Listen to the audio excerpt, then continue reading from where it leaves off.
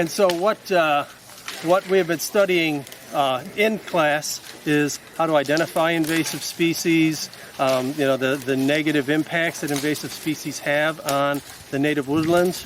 And so today's adventure is for them to apply that in the field, and they're coming out and they are finding, identifying the invasives, and then they're cutting them down, and we are also applying an herbicide to the stump so that they do not return, and in hopes. So we are doing some public service as while we're being educated and learning about invasive species.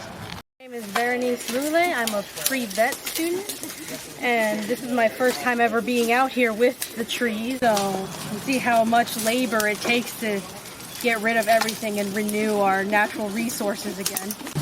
So how do you feel about this awful honeysuckle out here? I think it's pretty bad. There's a lot of it, and it's kind of taking over the natural habitat of all the other species. So I feel like we're doing a good thing, cutting it down and trying to get the natural species to come back.